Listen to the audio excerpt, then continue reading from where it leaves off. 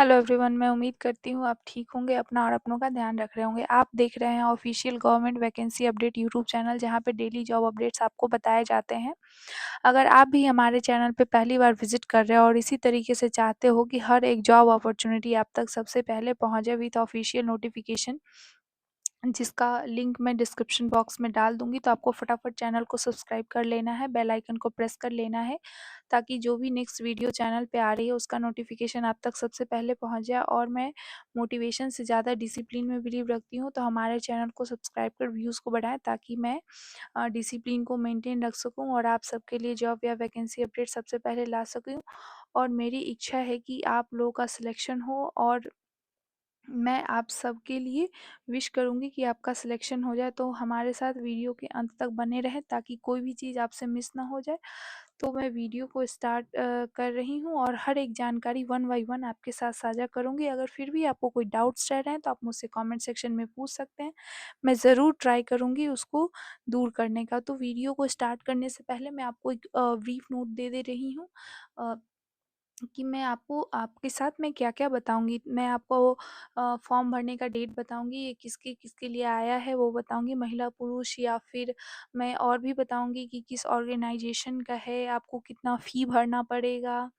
तो इस तरीके की चीज़ें मैं आपके साथ वन बाय वन और भी बहुत सारी चीज़ें शेयर करूँगी, तो वीडियो के अंत तक ज़रूर बने रहें, ताकि आपसे कोई भी चीज़ मिस ना हो जाए। तो मैं वीडियो को स्टार्ट करती हूँ। ये जो वैकेंसी आई है वो स्टेट गवर्नमेंट की वैकेंसी है, उत्तर प्रदेश सरकार की वैकेंसी है। और ये इसका जो नोटिफ़िकेशन डेट और इसको फॉर्म को भरने का जो डेट है वो 12 अगस्त से है, यानी कि शुरू हो गया है भरने के लिए। भरा जा रहा है। तो हम आपको उत्तर उत्तर प्रदेश पुलिस भर्ती में जो भी प्रोन्नति बोर्ड को मुख्यालय पुलिस महानिर्देशक से निम्न पदों पर अधिचयन प्राप्त हुए हैं, वो इस तरीके से हैं। नंबर क में देखिएगा, उप निरीक्षित नागरिक पुरुष, नागरिक पुलिस जो है वो महिला पुरुष है। दूसरा आप देख सकते हैं कमांडर के लिए पुरुष है, और निरीक्षित सशस्त्र पुलिस के लिए ये पुरुष के लिए है। ये कमांडर जो है विशेष सुरक्षा बल, ये पुरुष के लिए है। महिला बटालियन हेतु अलग से है। यहाँ पे आपको जो बेसिक दिया जाएगा वो 9,300 से लेके 34,800 तक होगा बेसिक आपका। यहाँ पे उप निरीक्षक नागरिक पुलिस महिला पुरुष दोनों के लिए अलग-अलग श्रेणी में बताया गया है, तो मैं एक-एक करके आपको रीड करके बताती हूँ। यहाँ पे अनारक्षित जो संख्या है उनके लिए 1,705 है, ईडब्ल्यूएस के लिए 422 सीट है, अन्य पिछड़ा वर्ग के लिए 1,143 सीट है, अनुसूचित जाति के लिए 890 सीट है, और अनुसूचित जनजाति के लिए 82 सीट है। टोटल जो सीट है वो 4,242 सीट है। और टोटल जो सीट आई है वो यहाँ पे जो टोटल सीट है वो 4,543 है, जिसको इस तरीके से कैटेगराइज़ किया गया है। तो हम आगे बढ़ते हैं। कमांडर के लिए ये केवल पुरुष के लिए है, इसमें अनारक्षित वर्ग के लिए 56 सीट है, ईडब्ल्यूएस के लिए 13 सीट है, अन्य पिछड़ा वर्ग के लिए 36 सीट है, अनुसूचित जाति के लिए 28 सीट है, अनुसूचित जनजाति के लिए 2 सीट है, टोटल 135 सीट है। हम आगे बढ़ते हैं। ये भी जो कमांडर है विशेष सुरक्षा बल, ये भी ओनली पुरुष के लिए है। इसमें अनारक्षित जो वर्ग है वो अनारक्षित की जो सीटों की संख्या है वो 25 है, ईडब्ल्यूएस के लिए 6 है, अन्य पिछड़ा वर्ग के लिए 16 है, अनुसूचित जाति के लिए 12 है, अनुसूचित जनजाति के लिए 1 है, टोटल सीट 60 है। अब हम केवल यहाँ पे जो दिया है वो केवल महिला के लिए है। महिला बटालियन हेतु महिला उप निरीक्षण के लिए जो दिया है अनारक्षित जो सीट है वो 47 है, ईडब्ल्यूएस के लिए 10 सीट है, अन्य पिछड़ा वर्ग के लिए 27 सीट है, अनुसूचित जाति के लिए 21 है, अनुसूचित जनजाति के लिए 1 है, और टोटल सीट 106 है। अब हम आगे बढ़ते हैं। यहाँ पे आवेदन की समय जो है उस श्रेणी में डिवाइड किया गया है, तो मतलब सेक्शन में डिवाइड किया गया है, तो मैं आपको बताती हूँ। आपको ऑनलाइन आवेदन जो करना है वो 12/8/2025, इसका अंतिम डेट है 11/9/2025। आवेदन शुल्क जो जमा करने की तिथि है वो 12/8/2025 है और अंतिम तिथि इसका 11/9/2025 है। जमा किए जाने वाले शुल्क के समायोजन की तिथि जो है वो 12/8/2025 है और 13/9/2025 अंतिम तिथि है। उसके बाद हम आगे की तरफ देखते हैं। यहाँ जो आवेदन शुल्क होने वाला है वो सामान्य और ईडब्ल्यूएस और अन्य पिछड़ा वर्ग के लिए 500 है, अनुसूचित जाति, अनुसूचित जनजाति के लिए 400 है। हम आगे बढ़ते हैं। यहाँ पे जो शैक्षिक जो है उसका है भारत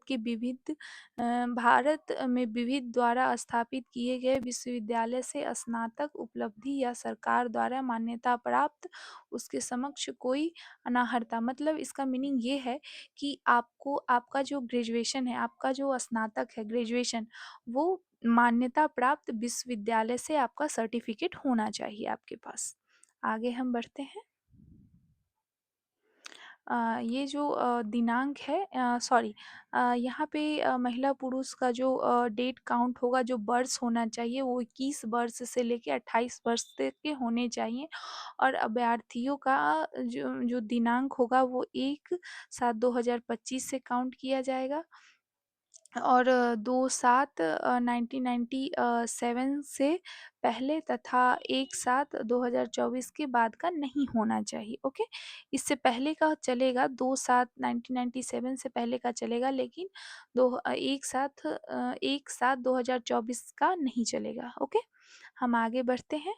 यहाँ पे आपको जो भी एज रिलैक्सेशन की बात है इस तरीके से दिया गया है और आपका कब से कब तक आपका काउंट होगा ये दिया गया है। आयु सीमा में जो छूट है उसकी श्रेणी बनाई गई है, तो आप देख सकते हैं।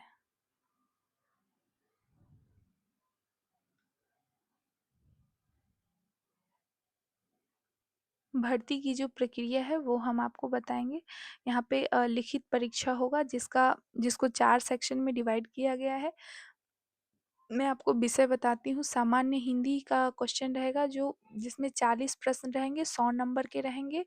मूल विधि, संविधान और सामान्य ज्ञान 40 क्वेश्चन रहेंगे और 100 अंक के रहेंगे।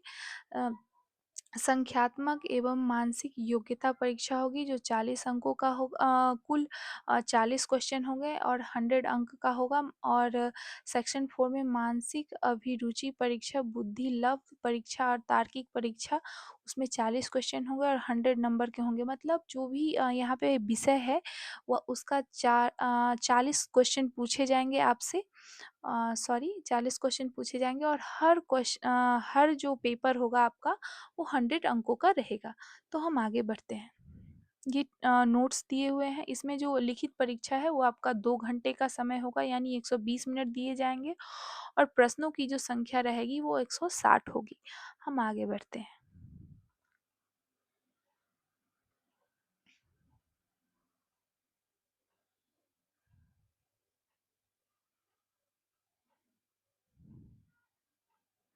शारीरिक मानक परीक्षा जिसमें आपकी ऊँचाई, आपका चेस्ट वग़ैरह सब इस इन सारी चीज़ों को यहाँ पे कि कितना है और कितना से कितना तक होना चाहिए। सीने का जो माप है वो 79 सेंटीमीटर बिना फूले होना चाहिए, कम से कम 84 सेंटीमीटर फूलने पर होना चाहिए। इस तरीका इंस्ट्रक्शंस दिए हुए हैं, आप पढ़ लेना अच्छे से। और महिलाओं के लिए अलग इंस्ट्रक्शंस दिए हुए हैं कि उनका क्या है। तो हम आगे बढ़ते हैं। यहाँ पे जो शारीरिक दक्षता परीक्षा जो है, यानी जो दौड़ होगा वो 1.4 किलोमीटर पुरुष को 28 मिनट में करना होगा और महिला को 2.4 किलोमीटर 16 मिनट में कंप्लीट करना होगा। हम आगे की तरफ बढ़ते हैं।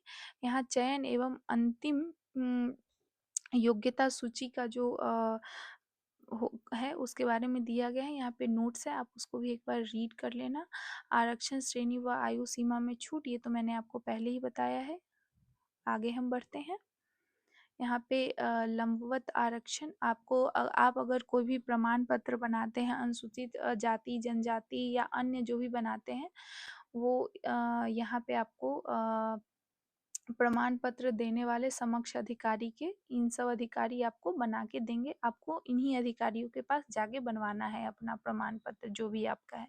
यहाँ पे क्षैतिज का जो भी है वो प्रमाण पत्र जिला अधिकारी से बनवाएंगे। यहाँ पे स्वतंत्रता संग्राम और सेनानियों के आश्रित जो है वो भूतपूर्व सैनिक महिला इन सब का यहाँ पे दिया हुआ है कि वो अपना प्रमाण पत्र किससे जाके बनवाएंगे। यहाँ पे एक टिप्पणी दी हुई है, आप इसको रीड कर लेना। उसके बाद विभिन्न आरक्षित श्रेणियों के अभ्यर्थियों द्वारा प्रस्तुत किए जाने वाले प्रमाण पत्र का समय सीमा तथा तिथि, मतलब यही इसी दिन तक आपका प्रमाण पत्र जारी होने की अवधि है। इस डेट के बाद 11/9/2025 के बाद अगर आपका प्रमाण पत्र जारी होगा तो शायद आप फॉर्म नहीं भर पाएंगे, तो आप जल्दी से जल्दी कर लें। इस तरीके से दिया हुआ है। और आगे की तरफ हम बढ़ते हैं। यहाँ पे भूतपूर्व सैनिक के लिए इंस्ट्रक्शंस दिए हुए हैं, वो भी पढ़ लें। यहाँ पे टिप्पणी दिया हुआ है, वो भी रीड कर लें, क्योंकि मैं पढ़ूंगी तो काफ़ी लंबा वीडियो बन जाएगा। यहाँ पे आपको जो आवेदन करना है, ऑनलाइन आवेदन की प्रक्रिया दी हुई है। उसके बाद यहाँ पे भर्ती हेतु ऑनलाइन आवेदन कैसे करना है उसके लिए आपको दिया गया है। यहाँ पे फ़ोटोग्राफ के लिए इंस्ट्रक्शंस दिए गए हैं। यहाँ पे हस्ताक्षर के इंस्ट्रक्शंस दिए गए हैं। यहाँ पदों की जो चयन का पॉइंट है वो दिया गया है। यहाँ पे ऑनलाइन आवेदन शुल्क का भुगतान कैसे सबमिट करना है वो दिया गया है आपको।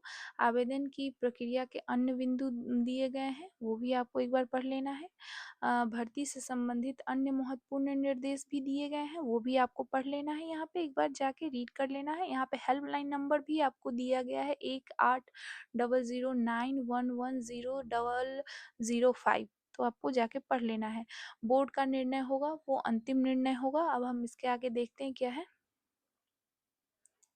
और हाँ, एक चीज़ ये है, लिखित परीक्षा में जो आपका सब्जेक्ट है और मतलब आपका टोटल क्वेश्चन 160 है और वो 400 अंक का परीक्षा होगा।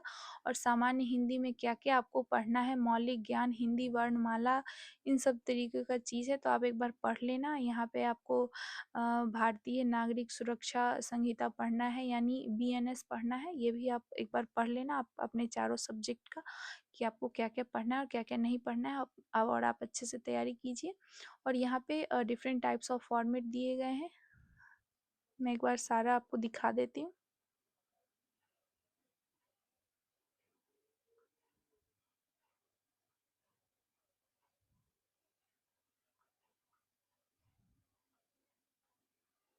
मैंने आपको सारा फॉर्मेट दिखा दिया है। तो मुझे लगता है मैंने सारा जानकारी बहुत अच्छे से कवर किया है, कुछ भी ना छूटे। तो मैं लास्ट में ये कहना चाहूँगी कि जो भी डिफरेंट टाइप्स ऑफ फॉर्मेट है, उनका यूज़ आप अपने हिसाब से कर लें, जो आपको आपके यूज़ में आए। तो तब तक के लिए धन्यवाद। मिलते हैं नेक्स्ट वीडियो में, तब तक के लिए आप अपना और अपनों का ध्यान रखिए।